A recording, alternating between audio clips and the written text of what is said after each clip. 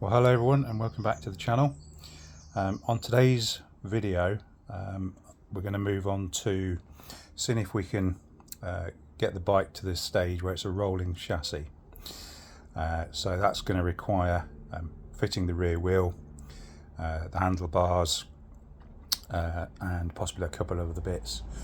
And the reason that I want to get it to this stage is it gives you a bit of a boost, I think, when you've been refurbishing or restoring lots of parts on the bench and then just putting them in boxes ready for the rebuild. So sometimes it's quite nice just to move away from a bit of that and actually start putting parts back on the bike so you can see. The reason for needing to get it off the bench is mainly due to the fact that I have bought myself one of these.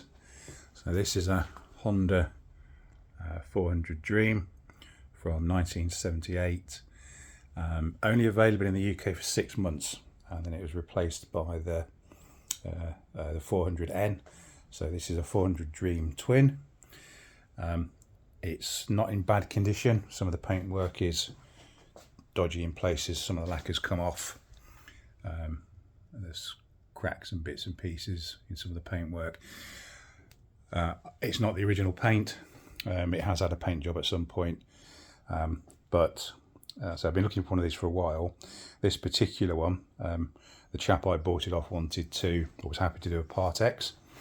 So as you can see, the BSA is no longer lurking in the corner, and I've actually part exchanged the BSA 65 for this, which is sort of fitting in a way because I'm not really into the British bikes. I'm much more into the Japanese stuff, but this is unusually for the time. This is actually a parallel twin, the same as the A65 was.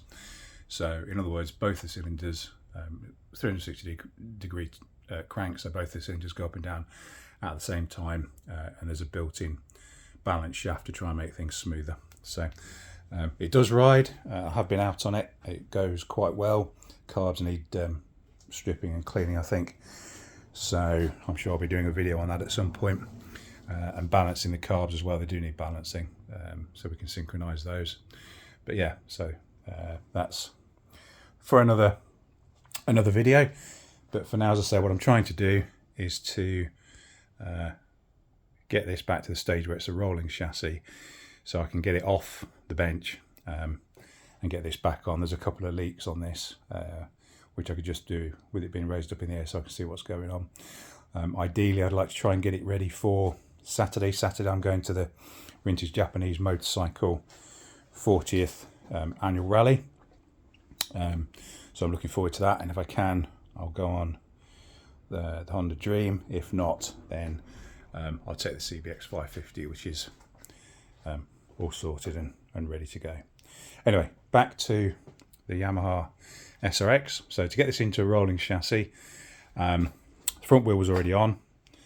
The calipers, which you would have seen me do in another video, are now back on. They're not required for a rolling chassis, but I thought it was easy to put them on rather than leave them in a box and possibly get them damaged. So they're all back on. Everything's been torqued up.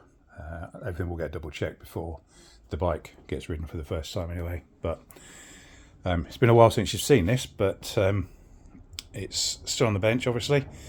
And the job now is to get the back wheel in place. The back wheel was previously refurbished in one of the previous videos, so that's all ready to go. We just need to grease everything up, and I've already laid out the components for the rear axle. The rear axle has been restored as well, and the components of that have either been painted or zinc plated as required. These nuts that go right on the end of chrome, and they're fine, so I don't need to worry about doing anything with those. So I've laid everything out roughly in order it needs to go back together. I've referenced the workshop manual and taken a look at that, and I can see the order that everything needs to be in. So the next thing to do is to have a go and get this back in. So job number one is to put the adjusters in both sides. Each of the adjusters have been refurbished separately, painted, zinc plated, etc. And these basically just slide in like so. Leave the adjusters loose at the moment. So they just go in there, and then there's one round the other side. I'll just pop around and do that one.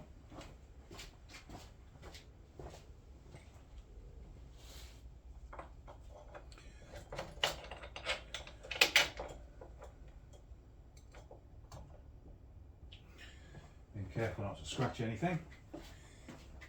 And then next job is these, the wheel spacers. So these just sit in here next to the bearing, and just sit in next to the seal.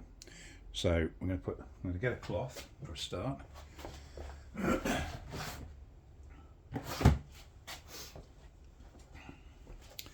And then we're going to start greasing these parts up so they'll just sit in place and don't fall out while I'm trying to assemble everything.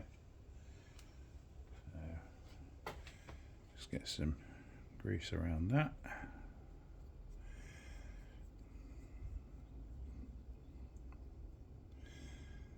Okay, and then that will just sit in there like that. Oops. And then there's another one of those to do around the other side, slightly smaller one, so you can't get them in the wrong order. Some grease around that one. This grease is just it's a high temperature waterproof grease, so it should last a fair while. Pretty standard grease that you can get in any motor accessory shop. Off the good old internet, of course. That one just slides in the same way as the previous one did. That goes in like so. Trying to keep the hands clean as I go along because I don't want to get grease where we don't need it, particularly on things like the brake disc, etc. Okay, so we probably need to move around the other side now, I think, because we've got the axle slides in from the other side. So let's move the camera around. So this all becomes a bit of a juggling act at this point. We've got several pieces to take into account. There's this marker which sits here, and then there's a notch in the top of this, and there are lines along the top of here, so this allows us to set our wheel alignment correctly on both sides by counting how many knots in or out from front to back the wheel is.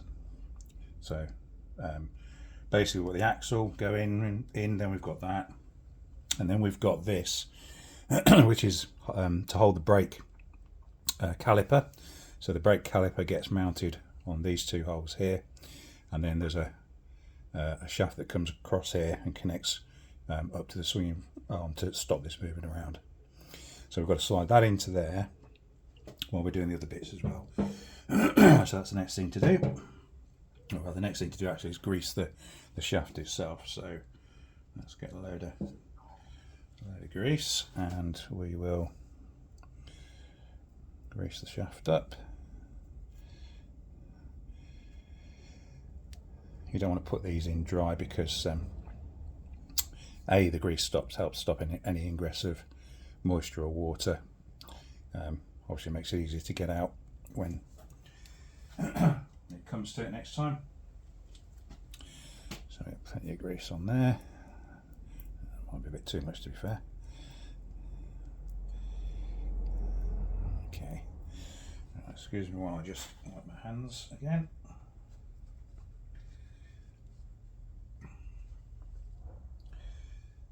Okay, nearly there.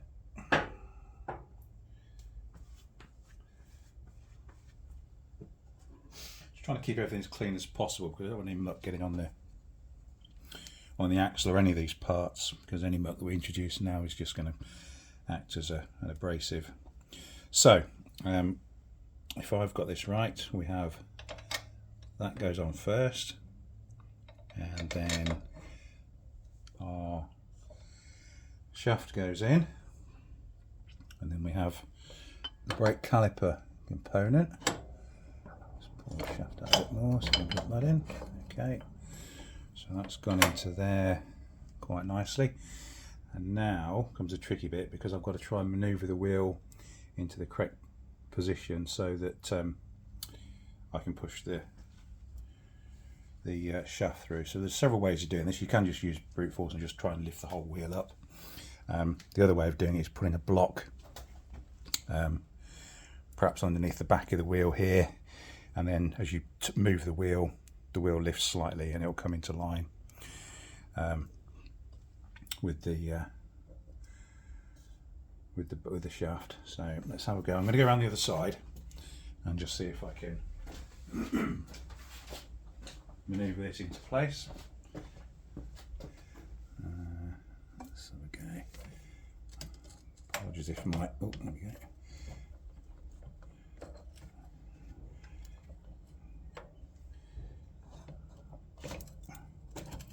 Okay, that's not too bad.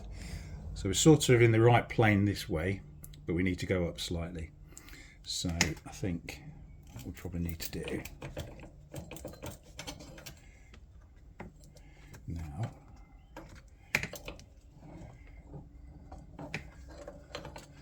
so it's really fiddly to do this sort of thing.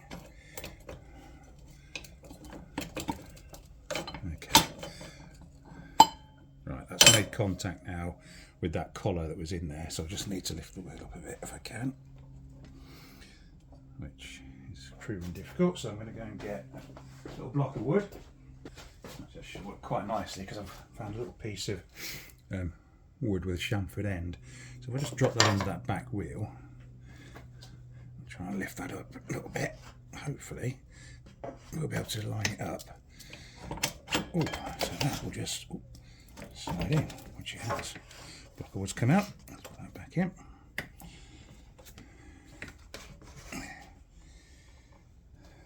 Okay, so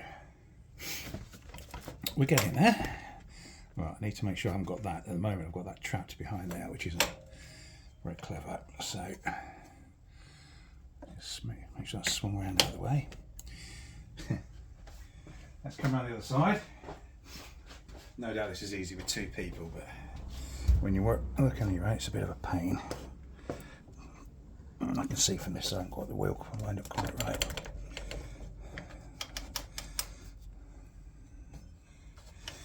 Be careful not to scratch any of this after we've carefully refurbished it all.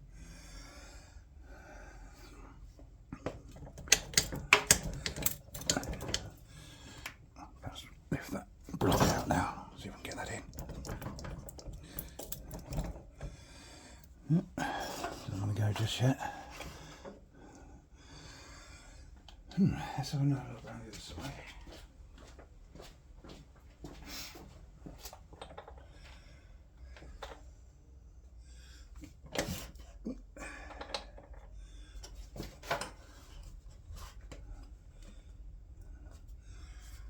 Seems reasonably lined up, so I think what I might do, let me just fetch, I've got a rubber mallet, I'm just going to go and grab that.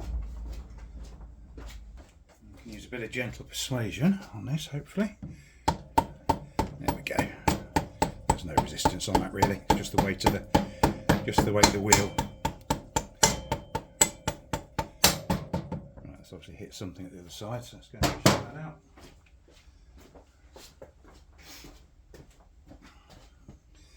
Yep, so just need to align that now with the hole in the adjuster. Now before I go any further, I'm just going to check I haven't got anything behind that I should have put on before I put the axle through. But I think we're looking good there. So, give that a few more taps.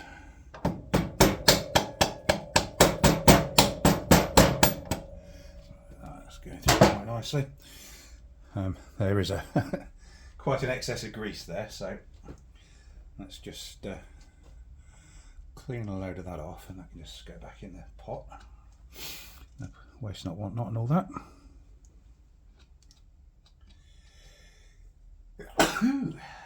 Sorry, I do apologise.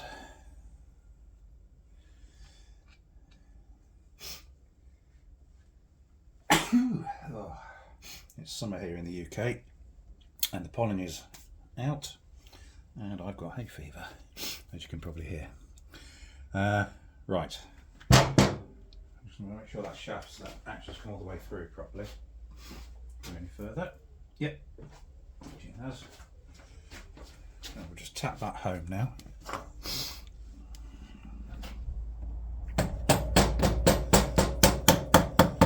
That's it. Get rid of the rest of that grease, most of it for now. So I'm not too worried if it's a bit round there, because I'm not going to, I'm only going to do this finger tight because I just want to create a rolling chassis at this point. Obviously we've got to sort the chain tension and everything out. That is moving quite nicely and freely, so I'm happy with that. So what we need to do now is to pop round to the other side, and we'll just finish off putting the nuts and the adjuster on there. So back around the other side, we're just going to put a bit of grease on the thread just to help the nut on. I suppose we could put copper slip on that if we wanted to, but as we've got the grease to hand, and then we've got our left hand. These are actually marked with a left and right on them, so you can't get them wrong. They look the same to me, if I'm perfectly honest, but just say left and right, so that can go on. And then we have two nuts. So we've got the main axle nut to go on, which is the same on both sides, so it shouldn't matter which way around we put that. So that goes on first.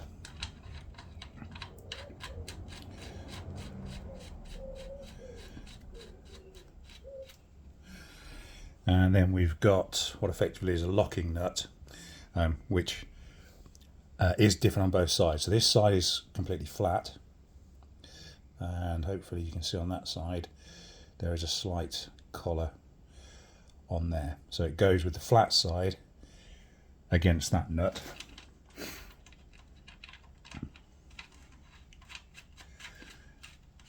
Like so. And obviously at the moment this is free to move around, and obviously we've got to then use our adjusters. So on this particular bike, I'll just take you off the tripod. On this particular bike, the adjusters are literally just this cap which sits in the end, and then you've got an adjusting nut and a lock nut. Same on both sides. Again, marks on here so you can align your wheel, so you know your wheel's in alignment. And that is basically the back end complete. But I think we probably should just put on loosely the caliper stay, just stop the other side moving around when we're moving the bike. So let's go on the other side and do that. Okay, so again we've got our adjuster and everything over here, which obviously will get sorted out when we put the chain etc on. So as I said, this is the arm that holds the caliper on these two bolts here, and then the caliper obviously sits over the disc, but there's nothing at the moment stopping this flopping around. So there is an arm which connects from that to the to this bolt down here on the frame. This is one of the differences between this spec of bike, the UK spec, and some of the other models. I think on some of the other models of this year, this, rather than being this hollow bar, it's actually a strip of metal with holes drilled in it. But this is one of the ways you can tell, I think, a UK spec bike. So there doesn't appear to be any particular way that this goes on. There's no orientation marks on it or anything like that. So I'm going to choose the best side to face outwards, and what I mean by that is, although this has been refurbished, you can see some pot marks and stuff from you know, where it was corroded previously. So I'm going to go with this, I think, that way up. Yeah, because you can see the corrosion on the top, so I'm going to go that way up. So it doesn't seem to matter, there's no alignment marks on it as such. The fittings on these do have, or meant to have, split pins in them, so obviously we'll put the split pins in those when we put it back together, but for now we just need to get this back on, because while I'm moving the bike around, what I don't want to happen is this to be flopping around and damaging anything. So let's put this on, let's get this sorted out. Let's take the nuts and bolts off.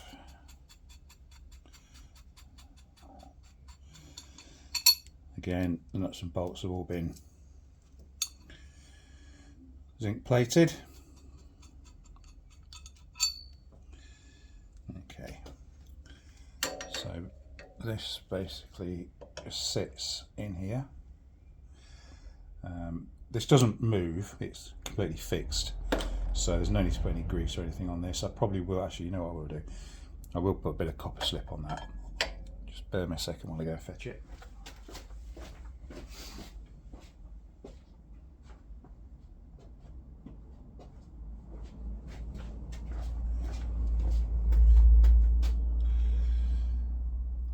So people do ask, well, why are you not using grease? Why are you using copper reeds or copper slip? Or when would you use this as opposed to normal grease? Well, generally, if a part is moving against another part, you wouldn't use this, because this can be quite abrasive. It's got copper in it. But if a part is designed not to move, so if we just put a nut and bolt together, then this stuff is ideal. It's really useful for when you're putting dissimilar metals together. So if you were putting, for instance, a steel bolt into an aluminium casing, there's a good chance that those two bolts over time are going to corrode together, and they'll be really difficult to get out at that point. You might strip the heads off, all the rest of it. This stuff stops that happening, or at least tries to stop that stuff happening. So it's reasonably good practice if you're doing this, just to, particularly if you're going into engine casings, or you're going into somewhere where it's at some point you may need to get it undone, but it's not designed to move against another part. So this is a perfect example of that. So we can go through there, and then on the back of there, another nut. And then, so bearing in mind that there is a split pin to go through these, so at the moment these are just going to be done up. In fact, I'm not even going to do them finger tight, because I want to, whereas I go around and check bolts before it finally comes off the bench, I want to be able to grab something like that and see it move, so I know that bolt is loose. Okay, and then I'm going to do the same on the other one. Copper slip on there. You don't need much, just enough to go on a few of the threads, and then as the nut goes on, it'll carry it around the rest anyway. And then this can go onto here, bolt through, that's on the other side.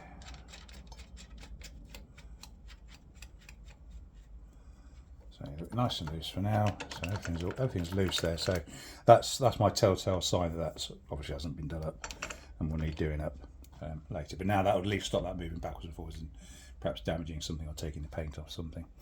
So that's our wheel back in, and that's all spinning nicely. No grunching noises coming from the bearings. These are the original bearings, but they did look absolutely fine.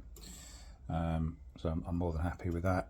Wheel seems true, tyre seems fine on the rim, so yeah, happy with that. So I think we now need to turn our attention to the front end of the bike and have a look at what else, if anything, we need to do there to turn it into a rolling chassis. Okay, so front end of the bike, we have the wheel in. I know I've done this bolt up tight because you can just see, where is it? A little red dot on there. So if I put red dots on things, I think I've mentioned before, that means I know I've done it up. Calipers are on, wheels on, discs are on. So that's all done. What we don't have is any method of steering the bike at the minute. So obviously the forks are in, but we haven't got the handlebars on, and these are only just pinched up. I don't even know whether these are the right height at the minute. I need to refer to the manual back to some photos. So what I'm going to do is, because this is quite high up on the table, I'm going to lower the table, and then we can look at putting the handlebars on. Just make sure there's nothing in the way of the table. I often store things under the table if I'm running out of space, and I have lowered the table before and squashed things. So, but yeah, there's nothing under there. Move that bar that way a bit. Okay, let's just bring this down to a height that makes sense to work on the handlebars.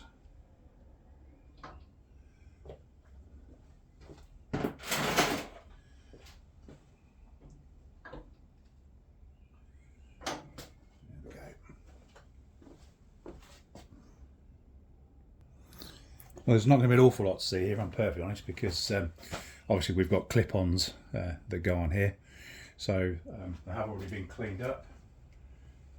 Well, I can't find it, so basically, well, I'll show you these. So basically they're just clip-on style handlebars. I have polished them a little bit, not too much, because again, factory finish wasn't absolutely bright, shiny. Zinc plated, I'm sure you've guessed by now. You know, I do like to zinc plate all my parts, and these literally just slip on, and then there's a screw which I can't find these two screws at the minute, and I don't know whether I've plated them or not yet. So they hold the bar in place, or the correct place I should say. So as this turns, the idea is that there's a bolt that goes through here into that hole and holds that in the correct place. But for now, I'm just going to pinch these up roughly in place so I can move the bike around.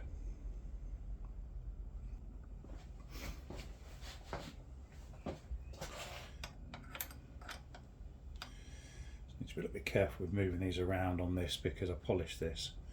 I don't want to scratch the surface of it because I haven't got these other bolts to go through. So what I'm doing at this stage is just pinching them up, just so I can move it around.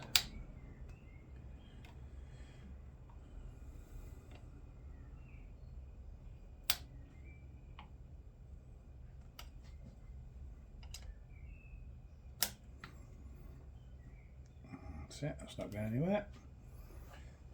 Grab the other one.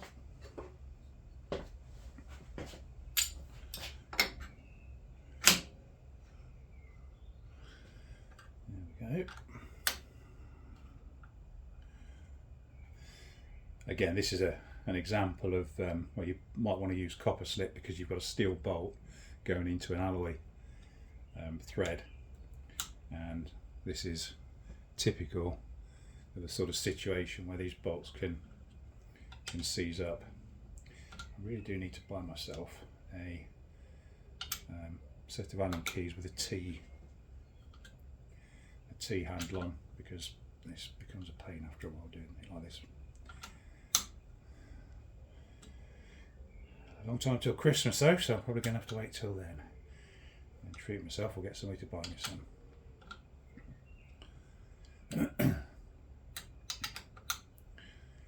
So once these are done and done up, I will then be able to get the bike off the bench if I want to. So at the moment what I'm looking at doing is just temporarily moving this off the bench so that I can get the Dream on there, just to give that a check over. You know, I bought the bike in good faith off, it was actually a Motor Trader who was able to take the BSA in part exchange, but it's always best to do your own checks before you go out riding on the road. Make sure everything's tight and done up. I did notice I pulled a few bits apart on it while it was on the ground, and things like the swing arm bolt is loose and the foot peg bolts, so you know, it doesn't give you a lot of faith. So that's why I want to get up on this bench, give you the once over.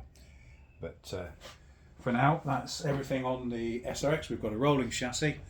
It's good to see that we've done a bit of added a few more bits on to the bike. I say you get to the stage where when you're doing these restorations, they take, you know, weeks, months, sometimes years, and all you see is small bits being restored, putting in a box, and you know, sometimes you lose a bit of faith in what you're doing. Bit of motivation goes, and it's good sometimes just to, you know, just put some bits back on. That's why I do things like put the wind loom on, put the indicators on, the light, the airbox back in, and the calipers, etc. Just to get them out of the way and back on the bike, so they're not going to get damaged, but also so just to give you a little bit of added motivation. I think, yeah, that's going to look good when it's done. So just as a bit of a recap, at the moment we've got all of these parts which are refurbished and ready to go back on. So I've got all sorts of random bits in here. There's no real order that I did anything in. These are all frame bolts that I've re-zinced. That's the rear caliper. I suppose I could drop that back on now, really. Perhaps save that for another video. The front indicators and frame that they go on is all been refurbished. From, as I said, you've seen me do that. Covers for the engine, yeah, various of the bits and pieces that, you know, I've just done as I've come to. Rear master cylinder, I think you saw me do that in the last video. If you've watched that, there'll be links to this you can click on if you haven't. So yeah, it's obviously a work in progress. It's nice to see all these bits done. The engine is basically sorted and ready to go. Actually, it's covered in other bits and pieces if you can't really see it, but the bottom end of the engine is all together. Top end is all in this box down here, including the oil tank. Quick peek in there. I'll be doing videos on putting all of that back together, checking all that over, making sure everything's within tolerance. So that's those bits and pieces, the engine. And then this bunch of boxes here have all the other bits for the bike that still need refurbishing. So we've got footrest hangers, engine bolts, gear change mechanism, rear brake reservoir, lots of other bits in there, side stand, etc. One below it's got a couple of electrical bits and pieces, and then that bottom box has got some outer engine cases that I've already polished up, ready to go back on. So that's what's left to do. There's still a long way to go, but it is nice to get it back to a rolling chassis. You know, that's given me a bit more motivation to carry on and get the rest of the bits done. So I'll leave it there for now. If you like the video, please give it a thumbs up down below and subscribe to the channel, and there'll be more content coming along very soon.